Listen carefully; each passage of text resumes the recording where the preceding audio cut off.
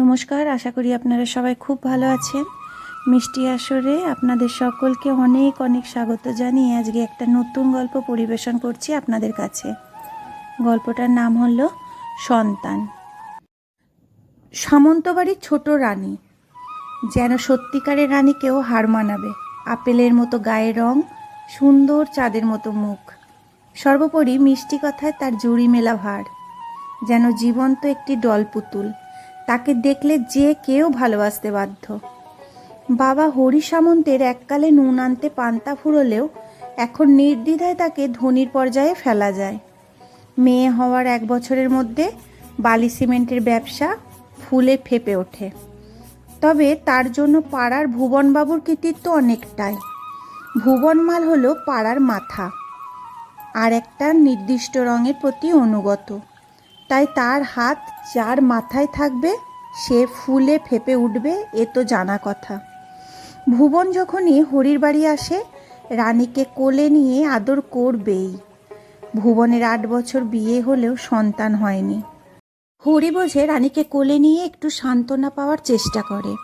হরি অনেকবার বলেছে ভালো ডাক্তার দেখাতে।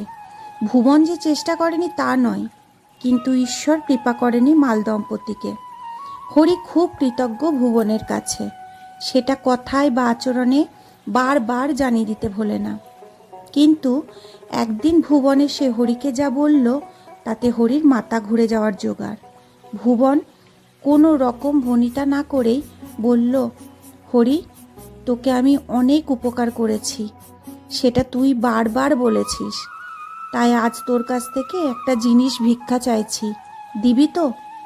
হরি বেশ খোশ মেজাজেই উত্তর দিল, ভিক্ষে বলছো কেন? তোমার জন্য আমি আমার প্রাণটাই বলি দিতে পারি।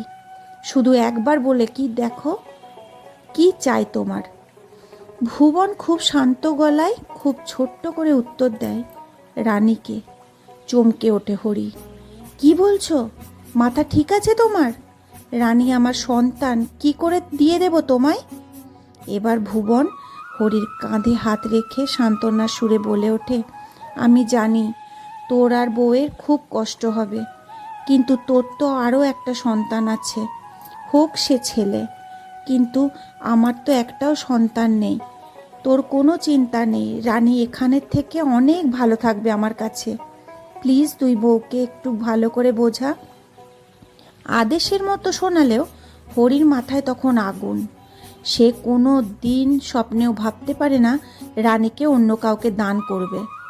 সোজা ভুবনের ঘাড় ধাক্কা দিয়ে বলে উঠল, তুমি চলে যাও, নইলে কিন্তু তোমার গায়ে হাত উঠে যাবে। উপকারের প্রতিদান না পেয়ে শেষে মার খেয়ে বাড়ি যাবে। হরির বউ চেঁচামেচি শুনে পাশের ঘর থেকে ছুটে আসে। বউকে দেখে হরি বলে ওঠে, দেখেছ উপকারে কি প্রতিদান চাইছে? বলছে আমাদের রানীকে নাকি দিয়ে দিতে হবে। বউ এই একটা কথাতেই সব বোঝে। মাথা ঠান্ডা রেখে হরিকে বলে, তুমি এত মাথা গরম করছো কেন? দাদা বলেছে মানে রানীকে তো নিয়ে চলে যাচ্ছে না। এবার ভুবনের উদ্দেশ্যে বলে ওঠে, দাদা, ও যদি কোনো দোষ করে থাকে ক্ষমা করবেন। আসলে রানীকে প্রাণের থেকেও বেশি ভালোবাসে, তাই ওই কথা শুনে মাথা ঠিক রাখতে পারেনি। ভুবন এতক্ষণ একটিও কথা বলেনি।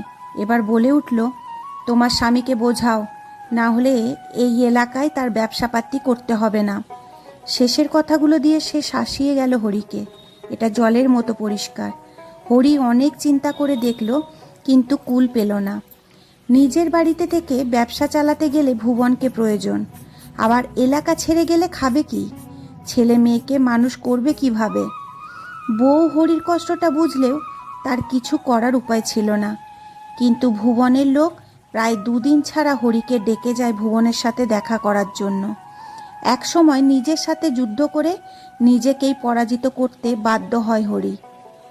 তার প্রাণপ্রিয় রানীকে আইনত দত্তক নেয় ভুবন। প্রায় সপ্তাহখানেক মেয়েকে পাঠিয়ে মুখে অন্ন তোলেনি স্বামী স্ত্রী। এদিকে ভবানীর বাড়িতে উৎসব। সন্তান হারা দম্পতি রানীর মতো ফুটফুটে মেয়ে পেয়ে যেন আনন্দে আত্মহারা। একটা একটা করে দিন যায়।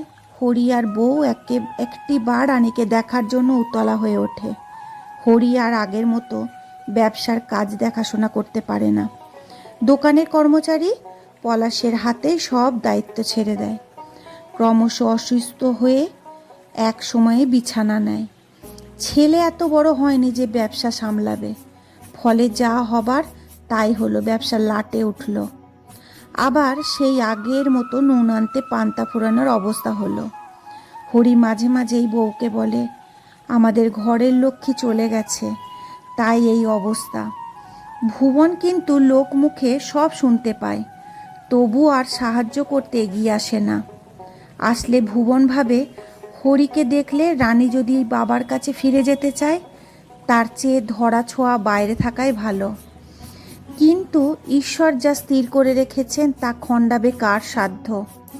হঠাৎ 3 দিনের জ্বরে ভুবনের স্ত্রী মারা গেল। ভুবন এই শোক সামলাতে না পেরে বিছানা নিল। খবর পেয়ে হরি অসুস্থ শরীরেও ভুবনের বাড়ি গেল। বিছানায় শোয়া ভুবনের যন্ত্রণা কাতর মুখের দিকে চেয়ে বলে উঠল, আমি সব শুনেছি, তোমাকে সান্ত্বনা দেওয়ার ভাষা আমার নেই। হরির কথা শেষ হওয়ার আগেই ভুবন কাঁপা কাঁপা হাতে হরির হাত দুটি ধরে বলে উঠল, আমাকে ক্ষমা করিস হরি, তোর প্রাণ কেড়ে নিয়েছিলাম, তাই ভগবান আমার প্রাণ কেড়ে নিলেন। তুই রানীকে নিজের কাছে নিয়ে যা, আমি বলছি। শেষের কথাগুলো বলে কান্নায় ভেঙে পড়ল ভুবন। হরির চোখও শুকনো থাকল না। রানী আবার ফিরে এলো তার বাবা মায়ের কাছে। হরি ক্রমশ সুস্থ হয়ে আবার আগের মতো ব্যবসায় মন দিল। দান করা মেয়েকে ফিরে পেয়ে সামন্ত দম্পতির আর খুশির অন্ত রইল না।